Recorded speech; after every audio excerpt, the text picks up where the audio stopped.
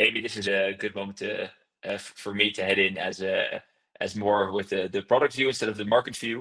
As Jasper mentioned, we've added a static meme to the prices widget. You can load this for any price that we have, and it automatically aligns with the time frame you're looking at. So Jasper now added the average line to it from the toolbox at the top, and then you see he selected the 3-year period, so we get the 3-year static mean of butter prices, showing you now the difference between the current price and the static price. If you were to change to 1 year, it automatically shifts to go to the 1-year time frame, where you then see the 1-year average, where it's still above, of course.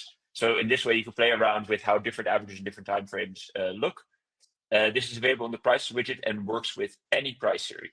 But it might be good to note that, and I always call this the Vesper toolbox. We've been working a lot on the Vesper toolbox over the past, year, I think.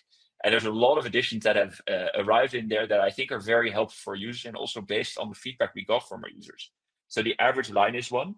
Well, then the next one we use a note-taking feature, which we added in the past few weeks. So you go to note mode, and you can add a note to any price that you want. Oh, there, and you just click on the price here, you add a note. One that Jasper, so you click the pin and you write a comment.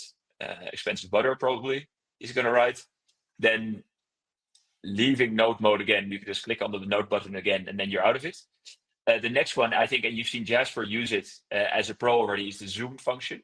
So we have the time frames at the top, but sometimes you just want to zoom in on a little bit of the time of what you're seeing, and you just slide it there, and then you get a zoom function.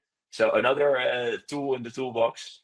And I'll in hyperspeed, I think one we really like from the past week, and I think especially in this volatile market is essential, is the notifications function. So we already had a notification function, but it was very well hidden in our menus. Now we brought it front and center to really help you add notifications straight away from any price you're in. So if you are, in this case, in butter, it will automatically select the source you're looking at there, so you don't need to do it again. It's already selected. You can add more butter prices if you want, but then you can just say save this notification. Yeah, if you save it, and then now you get notified anytime there's a butter price. If you press escape and you press on the notification button again here, you'll go to the notification menu, and you'll see exactly what are you being notified of and how are you being notified. So at the top, you can select whether you want to have it on your desktop, navigation bar, you want to get through email, push on the mobile app. So a lot of there to really make sure that you're always notified whenever you want to be notified. So whether it's a new value, a certain threshold, a percentage change, you can all change it in here to go to custom notifications for yourself. Well, maybe back to the dashboard, Jasper, back to where we were.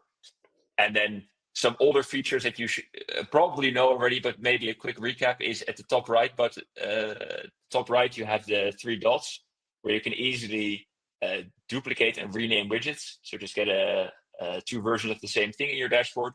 And next to it, of course, you have the high quality image downloader where you can share internally or with your customers the information you're looking at with the notes, with the average lines. So really a custom view that you can then share and use in negotiations. Anything you use a lot that I've missed? I think one, I think you actually mentioned most of them already. Monthly average is one that I definitely use from time to time as well. But overall, I think you've done most. Oh, wait, of course, you haven't mentioned the spread function. Yeah, exactly. So if you want to see the spread, well, butter US versus Europe might not be the first spread you look at, but then you very easily get the spread in there, seeing the absolute difference between 2 different price series in your screen. Making easy comparisons. Also, if you want to zoom out, you can see over time very easily.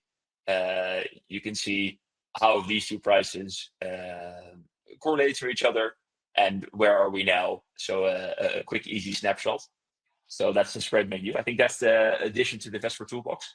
If you have any suggestions for us, things you'd like to be able to do in Vesper, we're all ears. We're a young company, so we love to listen to you, love to improve based off of your feedback. So let us know, and we're very happy to see if we can incorporate.